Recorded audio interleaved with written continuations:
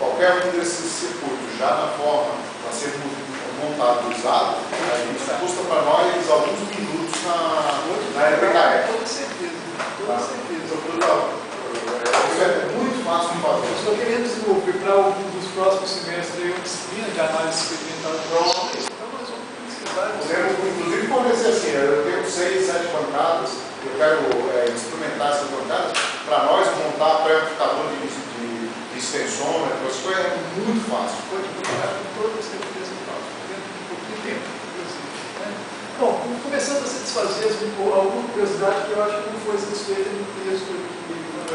A sua formação é qual? Eu sou formado em engenharia mecatrônica.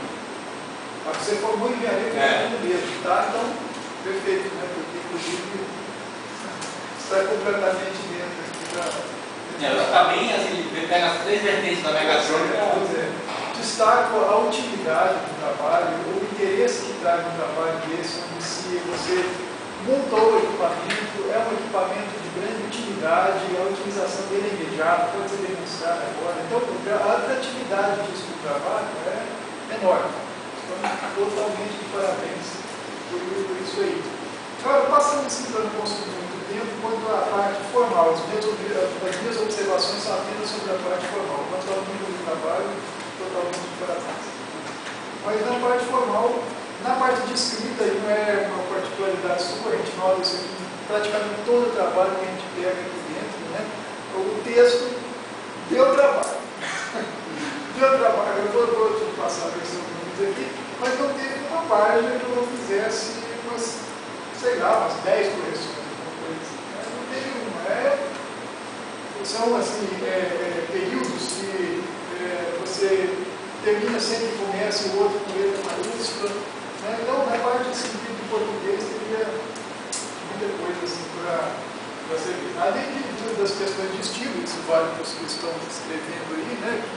Não sei se isso aí é generalizado, mas até onde eu aprendi, a gente não usaria nos textos coisas do futuro, como faremos, né? Ou coisas assim. Pessoal, sempre usar forma pessoal, né? Então o pessoal sempre teve que corrigir. E algumas partes assim que são algumas coisas que ficaram faltando no texto, por exemplo, na página 63, você falou qual é a fonte do programa que funciona dentro do controlador e usa esse apêndice 2. Aí eu não encontrei esse apêndice 2, talvez precise ser. Deixa eu usar a versão que eu te passei por e-mail, talvez na impressa. Exatamente isso, pode ser isso, cara. Claro, só acho que eu não sei se eu consegui usar anexo nessa versão. Então é só, porque claro, você tem isso aí, você tem só para. Inclusive, eu coloquei uns datasheets em anexo, eu até tirar, ficou muito tempo. Datasheet eu bota só o link da referência. É a mesma coisa que na página 64 fala do apêndice 3, que nessa versão impressa também não está. Com certeza, eu acabei não imprimindo. Esse datasheet que alguns eram muito tempo. Certo. Bom, uma das questões que eu tinha notado aqui que você respondeu, porque eu tinha na página 66 aqui perguntado se essas planilhas que você usou aqui seriam dispositivos confiáveis para você calibrar, porque, né? Mas você pegou elas, então sem problema. E uma outra coisa formal, na página 67 você diz: os pontos P4 e P9, né, representam os baricentros dos triângulos. Na verdade, eles são os baricentros das placas. Né? Não, é do triângulo formado entre a posição das 3 células. Pois é, mas não seria. Porque do jeito que eles estão desenhados, eles estão na metade da altura. Não estão na metade. Aí que está. É que o baricentro aqui da plataforma, lembra? Ele é bem próximo, mas não é. É que o desenho aí talvez tenha de olho. Exatamente, do desenho. O desenho é que está um pouco incoerente. Né? Seria você trazer esses pontos P4 para baixo, que vai dizer que estão no terço da. Talvez na figura não controlei a posição. Mas na rádio eu vi baricentro. Claro que sim, deveria ser o baricentro, realmente sim. Pode pegar só no desenho e corrigir isso. Você já tinha chamado a atenção disso daí? Certo, quanto só aqui na conclusão também, isso aí eu não sei como fugir disso, é útil. Você gastou a maior parte da conclusão dizendo um resumo do trabalho que já tinha sido feito no começo. É útil para você reunir tudo que foi feito? Mas você gostaria que fosse mais? Eu acharia que a parte da conclusão que fosse o resumo, talvez pudesse ser mais condensada, deixar para a conclusão do trabalho mesmo, assim, sobre os aspectos positivos. Tá? Mas isso aí Escrever mais sobre isso. Isso aí não tem fim. Tem o lado positivo disso aqui, sistematizar o que foi feito. Né? Não, isso que acontece é que tem gente que lê, às vezes a introdução e a conclusão. Eu faço isso. É uma coisa, não é coisa. É questão de que a conclusão que pode chegar, de repente, desenvolver o equipamento e que os resultados das análises que foram feitas são satisfatórios. E a gente tem o equipamento que responde de fato a esses inputs de equilíbrio e tudo mais. A gente às vezes, estou me lembrando agora, sempre que eu aprendi sobre redação técnica, se diz que na redação técnica o que é condenável na literatura corriqueira aí, na redação técnica não vale. Repetição é importante, é interessante na redação técnica às vezes, né? Mas aí não procura beleza, então acho que não tem problema.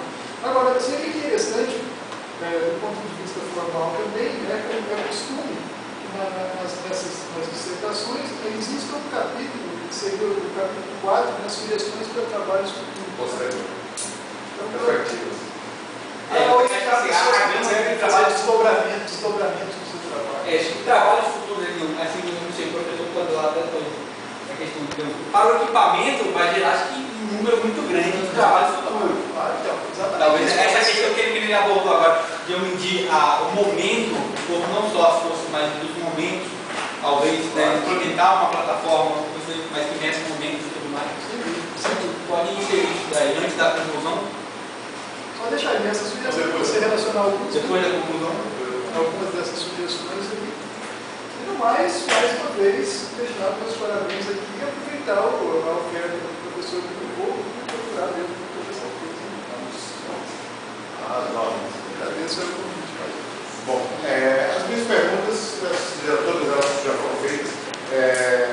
Realmente a questão da redação para o pessoal em geral de engenharia é um problema. Né? Isso aí já foi corrigido umas 2 vezes antes de chegar a você. Mas cada vez mexe uma coisa, volta a fazer os mesmos erros. Mas então, agradecemos a leitura exaustiva e vamos fazer todas essas modificações o mais rápido possível, para deixar bem junto. Eu gostaria de dizer uma coisa que talvez seja importante, é o seguinte: a plataforma, no início, quando o Garcia me falou pela primeira vez, eu fiquei um pouco reticente, porque na verdade eu não tinha ninguém para poder fazer esse trabalho assim, colocar a mão na massa. Depois, apareceu o Ivan Noé, ele estava com uma necessidade de um assunto e eu acho que casou muito bem. Primeiro porque me surpreendeu o quanto ele prestou atenção e o quanto ele leu sobre a questão de biomédica, né, de bioengenharia. Ele realmente anexou a linguagem dele, todos aqueles termos e aquelas definições. Isso foi muito importante. Ele realmente gostou do tema e trabalhou bastante bem o tema do ponto de vista das ideias, do ponto de vista em si do equipamento, que é muito bom. Eu acho que esse equipamento ele pode passar para um estágio realmente de um projeto de pesquisa um pouco mais. Aqui, até então, tinha sido, digamos assim, uma coisa meio como um subprojeto dentro de outros projetos que estão acontecendo no laboratório. Mas eu acredito que ele pode passar por um estágio com um pouco mais de importância dentro do próprio laboratório, que seria um projeto de pesquisa submetido, não sei se a FAPESP ou alguma dessas agências financiadoras, e que a gente montaria, não sei o número, 5, 6 ou 10 unidades dessa, deixando em diferentes laboratórios ou clínicas, né, em diferentes grupos de pesquisa, para que eles exatamente pudessem responder a